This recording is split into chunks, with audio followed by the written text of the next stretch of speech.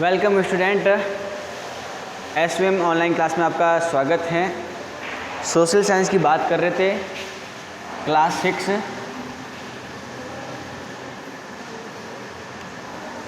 जो सब्जेक्ट हैं SST social study, उसकी बात कर रहे थे। हमने सिंधु घाटी सभ्यता की शुरुआत की थी, हड़प्पा के बारे में पढ़ा था, हड़प्पा की कहानी पढ़ी, हड़प्पा में कौन कौन सी वस्तुएं मिली वो पढ़ ली थी, मोहनजोदड़ो में क्या क्या मिलता है वो भी पढ़ ली थी। ठीक है, तो तीसरा लेसन चल रहा था। साथ साथ में जब वीडियो देखो तो कॉपी लेकर बैठा करो, जो भी लिखा है उसको लिखो, और एक बार जब समझ में नहीं आए दूसरी बार को देखो ताकि समझ में आ जाए आपको वीडियो।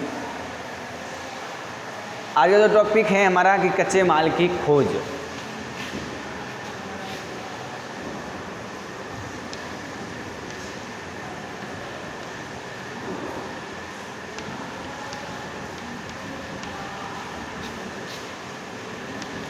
कच्चे माल की खोज।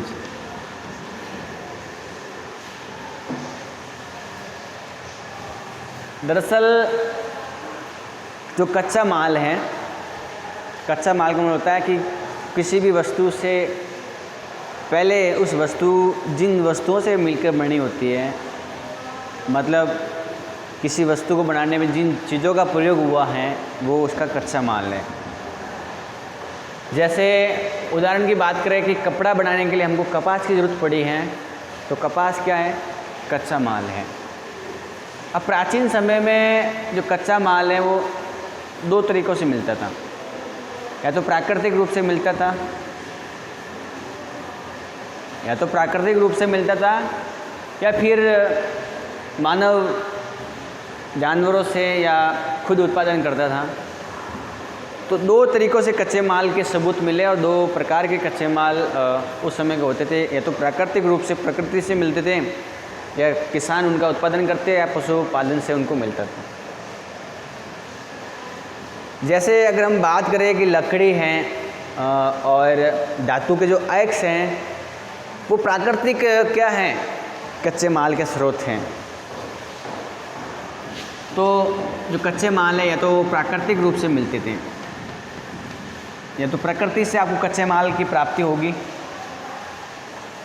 ठीक है, या आपको मानव या पशु पालन से मिलेगा। मानव या पशु पालन से उत्पादन होता था, मानव पशुपालन से उत्पादन करते या मानव खुद करते थे, इनसे आपको कच्चे माल की प्राप्ति होगी। प्राकृतिक रूप से जो कच्चे माल के अंतर्गत हैं वो एक तो लकड़ी है। लकड़ी एक प्राकृतिक रूप से कच्चा माल है, और इसके साथ में जो धातु के अयस्क हैं, धातु का अयस्क का मतलब ये होता है कि धातु जो कठोर भाग होती हैं, जो धातु होती हैं, शुद्ध धातु से पहले उसका जो रूप होता है जिसके अंदर कई अशुद्धियाँ होती हैं, जिसमें कई कचरा होता है, मतलब जब ज़मीन से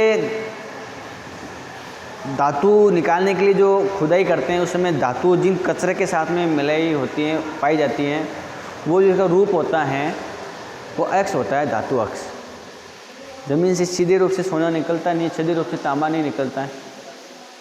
तो शुद्ध रूप से धातु पहले धातु अयस्क के रूप में होती है, फिर वहाँ से बनाई जाती है। तो धातु अयस्क का मतलब ये हुआ कि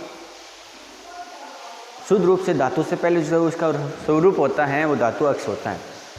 ये दो चीज़ें क्या हैं? प्राकृतिक रूप से कच्चे माल के स्रोत हैं, और ये प्राकृतिक रूप से पाए जाते हैं। लेकिन मानव द्वारा किस प्रकार के मिलते थे? जैसे अगर कोई व्यक्ति कपास उत्पादन करता है, कपास का प्रयोग करके वो उससे कटाई करता है, बुनाई करता है और फिर कपड़ा तैयार करता है, तो जो कपास हैं वो मानव द्वारा उत्पन्न किया गया है, उत्पादन किया गया है उसका, तो वो भी तो कच्चा माल है। इस प्रकार में अपन को हड़प्पा के अंदर ऐसी बहुत सारी चीज़ें मिली हैं, बहुमूल्य पदार्थ मिले हैं जो बाहर से मंगाते थे। जैसे वो बाहर से चांदी, सोना, तांबा, बहुमूल्य पत्थर,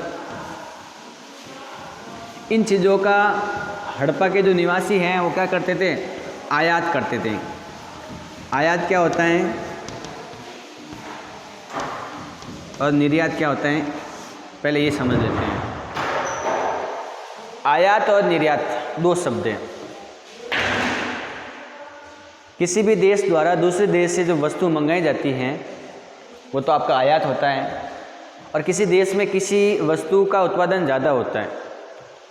यहाँ जिन वस्तु का उत्पादन ज़्यादा होता है वो उन वस्तुओं को दूसरे देश में बेच देता है, इसका मतलब वो क्या है? निर्यात है। तो वैसे हड़प्पावासी जो लोग थे वो सोना, चांदी, तांबा, बहुमूल्य पत्थर, इनका क्या करते थे? आयात करते थे। मतलब जो आयात वाली जो वस्तु है जिनकी मैंने आपको बात की है वो नाम याद करें, सोना, चांदी, बहुमूल्य पत्थर, इन सब का वो आयात करते थे। तो एक तरह से कच्चे माल की जो बात की हमने, जिसके अंतर्गत कपास हैं, लकड़ी हैं, धातु एक्स हैं, इन चीज़ों का जिक्र आता है। हड़प्पा के लोग दरअसल जो तांबा आयात करते थे वो राजस्थान से करते थे, और पश्चिम एशिया के अंदर जो ओमान देश हैं वहाँ से भी तांबा का आयात करते थे। तो आपको याद रखना है कि जो मैंने अभी बताया कि चांदी, सोना, तांबा, इनको आयात करते थे। तो तांबा का जिक्र आता है कि जो तांबा है, हड़प्पावासी जो लोग हैं वो तांबा राजस्थान से आयात करते थे।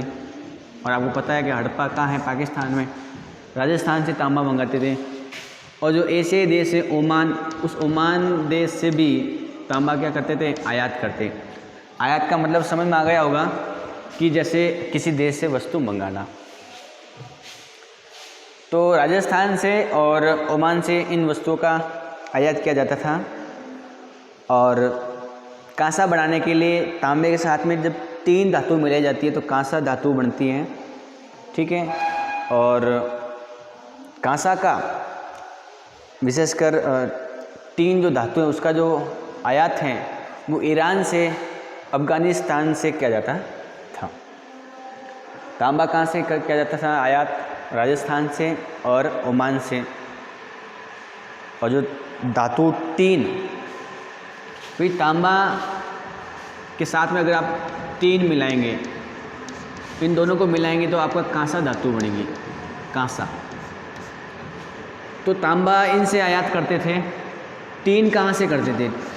तीन जो धातु हैं वो ईरान से करते थे, और साथ में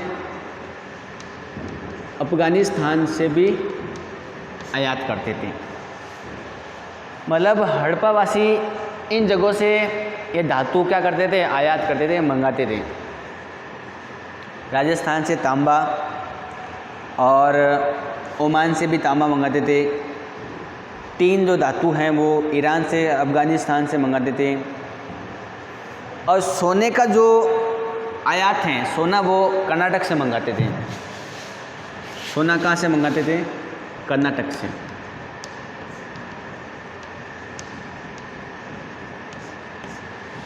सोने का आयात कहाँ से करते थे? कर्नाटक से। और बहुमूल्य जो पत्थर हैं उनका आयात गुजरात से, ईरान से, अफ़गानिस्तान, वहाँ से करते थे।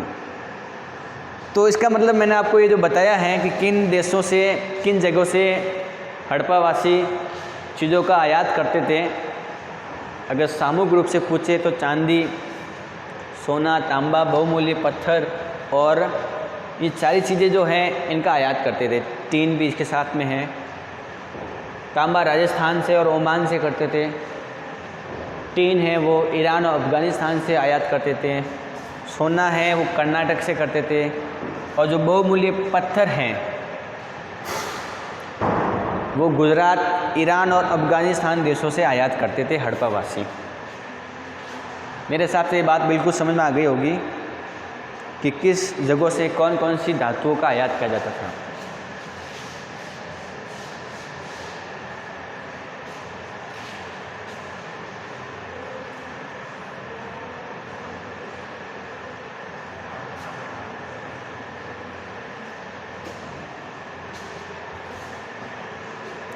अब पढ़ेंगे कि जो हड़प्पा के अंदर जो लोग रह रहे हैं उनका भोजन किस प्रकार का था।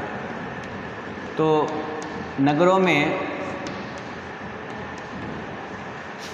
रहने वालों के लिए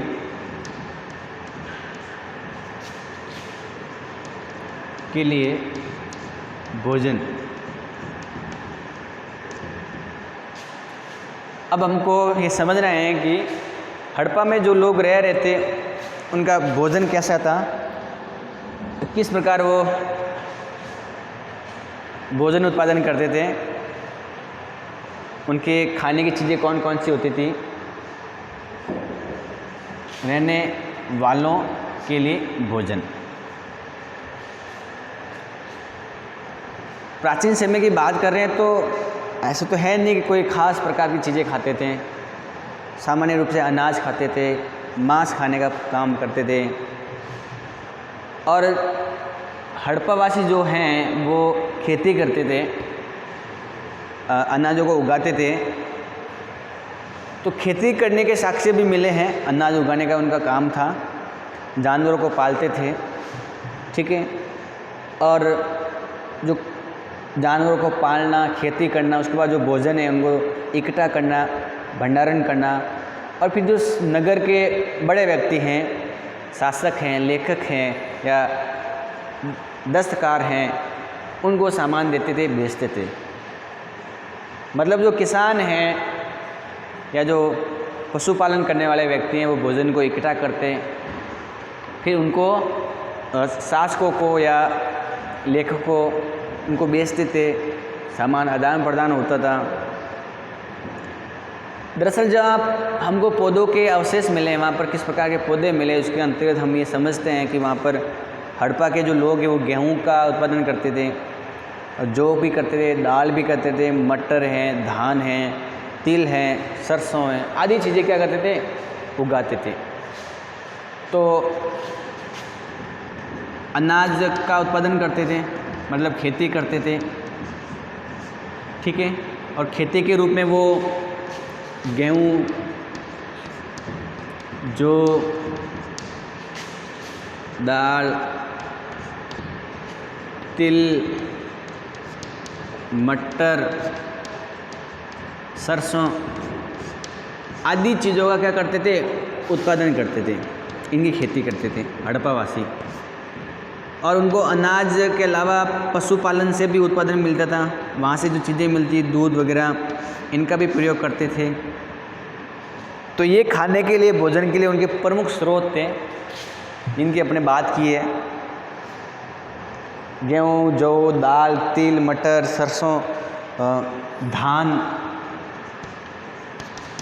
ठीक है। इनका नाम ज़रूर याद करें और इनको लिख भी सकते हो आप आराम से। खेती के लिए वो हल का प्रयोग करते थे। हड़प्पावासी जो लोग हैं वो खेती के लिए किसका प्रयोग करते थे, हल का। दरअसल खुदाई में हल तो नहीं मिले, क्योंकि दरअसल वो हल लकड़ी के बनाते होंगे। अब उस समय के लकड़ी के कोई हल बनाया हुआ तो अब तक थोड़ा रहेगा, और वो तो नष्ट हो जाएगा, नमक लग सकती है उसको। लेकिन जहाँ मिट्टी के खिलौने मिले हैं वो हल जैसे आकृति के बने हुए हैं। तो ये अनुमान लगाया गया कि वहाँ लोग जो खेती करते थे वो हल का भी प्रयोग करते थे खेती में। कैसे अनुमान लगाया, जब खुदाई करते हैं तो मिट्टी के बर्तन मिले हैं, उनके साथ में हल जैसी आकृति मिली जो मिट्टी की बनी हुई है, मिट्टी का खिलौना जो हल के आकार का है। तो इसका मतलब हल के बारे में जानते थे और वो हल का प्रयोग करते होंगे खेती करने में। हल तो दरअसल नहीं मिले हैं, लेकिन अनुमान लगाया जाता है।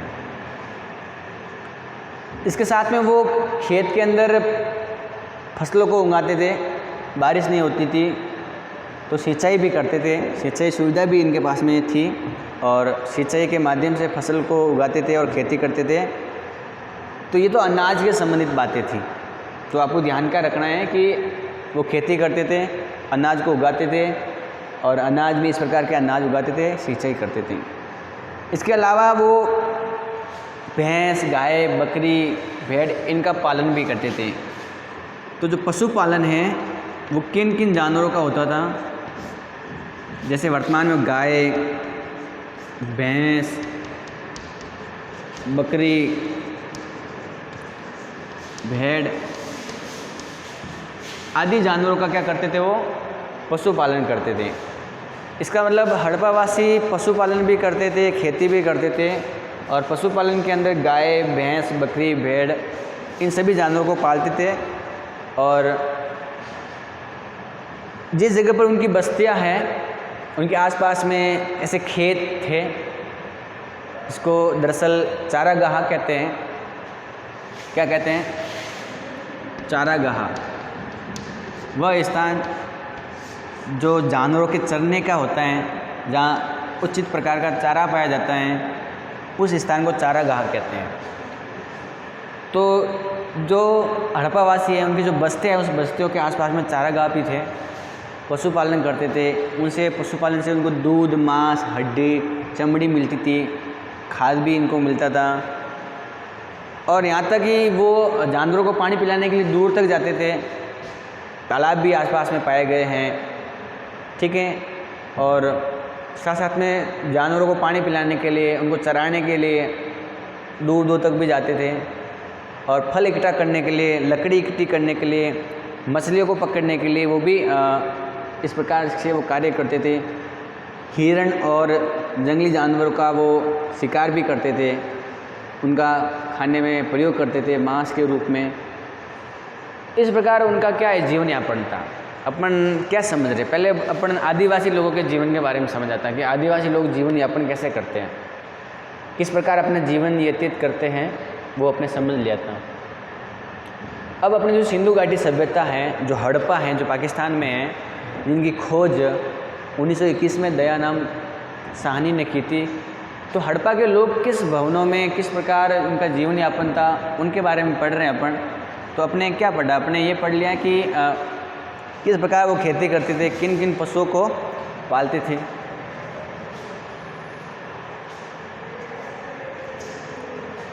तो इन सभी चीज़ों को याद करना है कि इस प्रकार की फसलें उगाई जाती थी, हल का प्रयोग करते थे, सिंचाई भी करते थे, पशुपालन के अंदर गाय, भैंस, बकरी, भेड़ का पालन करते थे, शिकार भी करते थे, मछली भी पकड़ने के लिए जाते थे, लकड़ी काटने के लिए या फल इकट्ठा करने के लिए वो दूर दूर जाते थे।